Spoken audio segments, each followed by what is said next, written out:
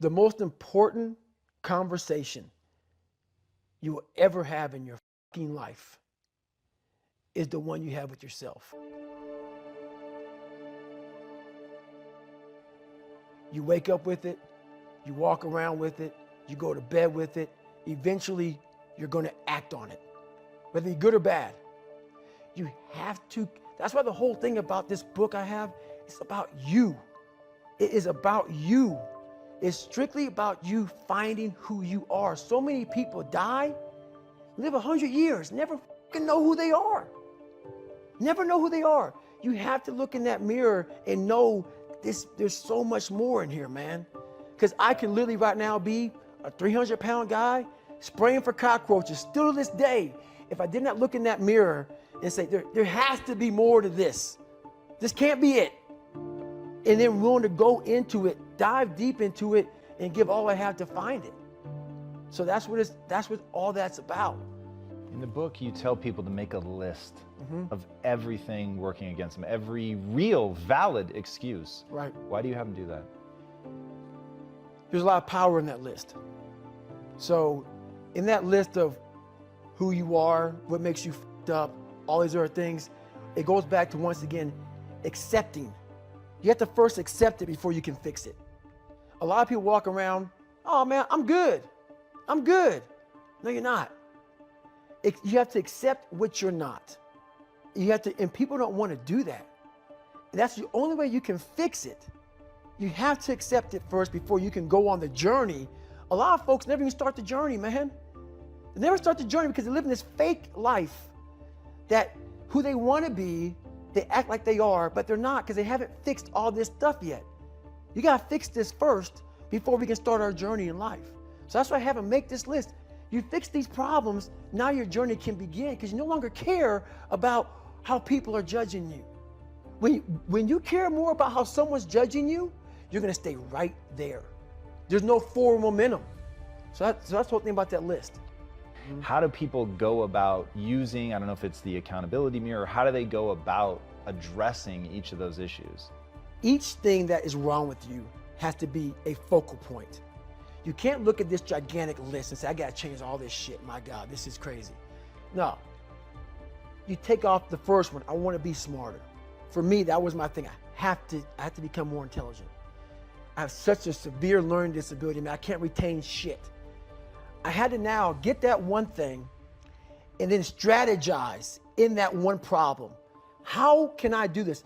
I'm not going to learn like you. I'm not going to learn like anybody else. How am I going to figure this out? So I then figured out, okay, where are my strengths here? Where are my weaknesses in learning? All right, man, how am I going to do this? And I figured out a way to do it by just strategizing. So how I learn to this day, if I have a big manual to study, I will have to get a bunch of spiral notebooks from the daggone store. And each page, I have to write each page out, maybe 10 times. So there was a 1,000-page dive manual that I got 18 months before I went to dive school. Most people, I'm not smart, I'm gonna go see if I can pass this test. I realized, hang on a second, I'm not smart. How can I get past this? How can I get through this obstacle? I need to acquire this book 18 months in advance because it could take me 18 months to write down each page over and over again to then put it to memory. So when the question came up, I had written that question so many times down on paper that I can recall, okay, page 71 was where I remember seeing this, and I can recall it that way. And that's how I did it.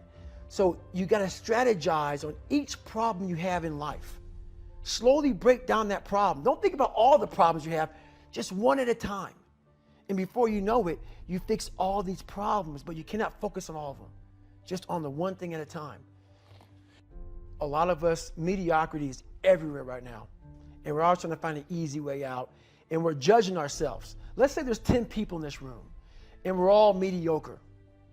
But I'm the best of the mediocre people.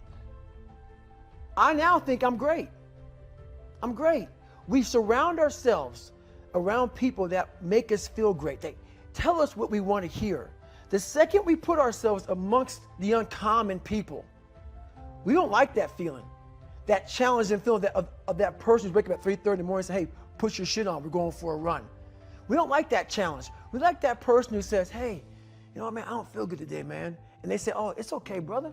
We'll take a day off, man. We'll get a pizza and shit, watch the game. We like that. We love that feeling. Why? Because you understand, man, we're good, bro.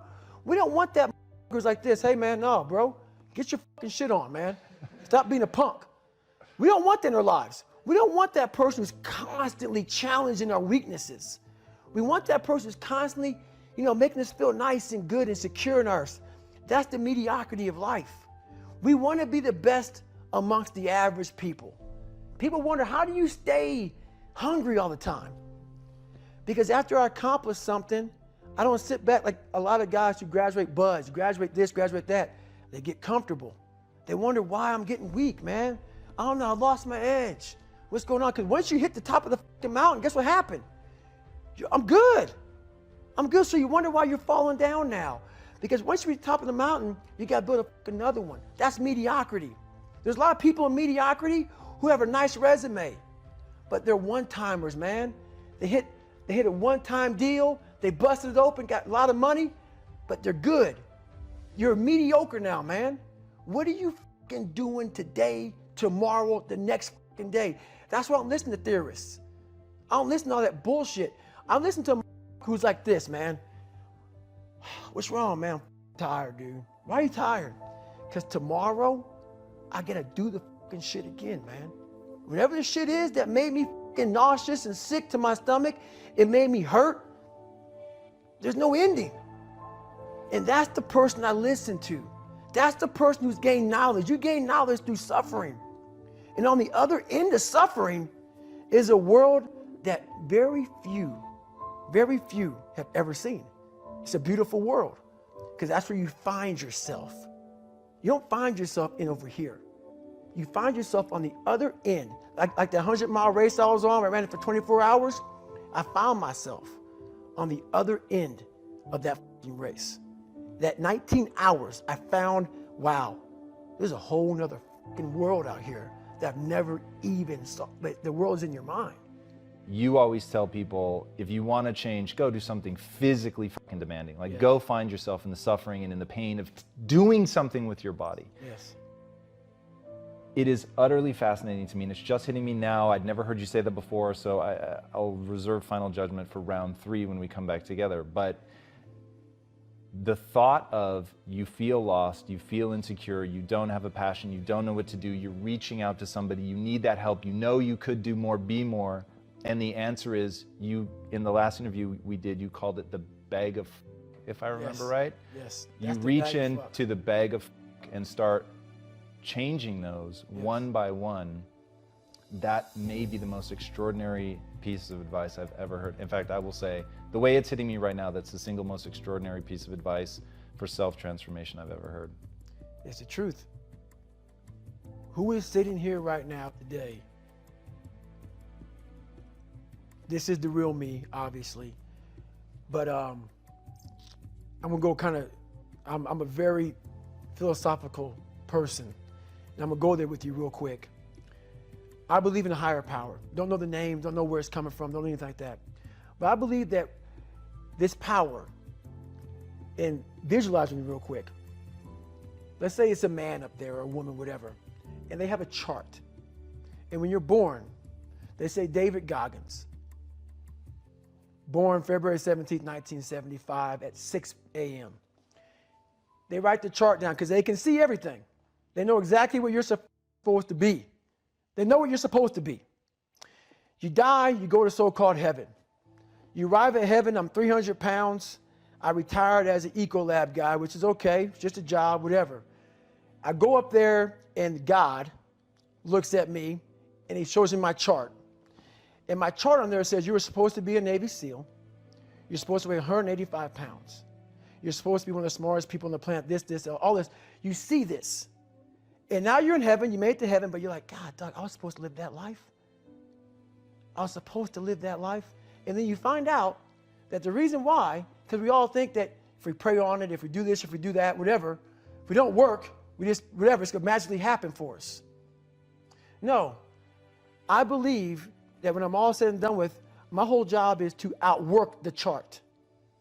Whatever the fucking chart says about me, the all-knowing power up there, I want to get up there and say, him look at me and say, I know everything. I didn't fucking see this. I didn't fucking see this. I want to feel that. I want to get to the other end of this fucking world, and however I'm being judged, whoever's judging me, to look at me and say, I did not fucking know. I had you at 185, I had you at this, but all this other shit, I was riding as you were living it. I want to find more. All I can. And in that fucking sack of shit, you have to dive in that to find more. Because if you're not willing to go in there and face yourself, you're not gonna find anything. You're gonna live right here on surface, man, right here on surface. So if there is an ending to this world and there is somewhere to go and there's a judgment, you're gonna get there and you might see a chart. And that chart may tell you who the fuck you should have been. And now you get the rest of your life to think about that. Man, I could have lived a much better life if I just would have just suffered a little bit more. If I just would have went in that shit and realized I had so much more. But fear and the 40% and living here versus living here, being afraid, stop me. So I'm a big guy in visualizing. I'm a big guy in making a world. It may not exist. To me, it does. To me, it does. And I'm overpowering myself every day. And you got to find tools to do that. That's the tool that I use. So that's what it's all about. My last question, what's the impact that you want to have on the world? The impact I want to have on the world is for everybody to be able to face who they are. I want to have that kind of impact where you can go on TV. You can put your life on a billboard. You're not ashamed of who the you are. You're not ashamed of what life made you, what you helped life make you. All that shit, all that bad shit that's now in this big pot that's stirring, you're no longer ashamed of it. You realize we're all fucked up. Stop judging yourself against other fucked up people who have hidden it better than you. That's all they've done. They've masked their shit better than you have, and now they're flipping it back on you and saying you're. I want you to realize that this world, life, is one big head game. And once you learn to play the head game, it's no longer a game anymore at all. You can start living your life.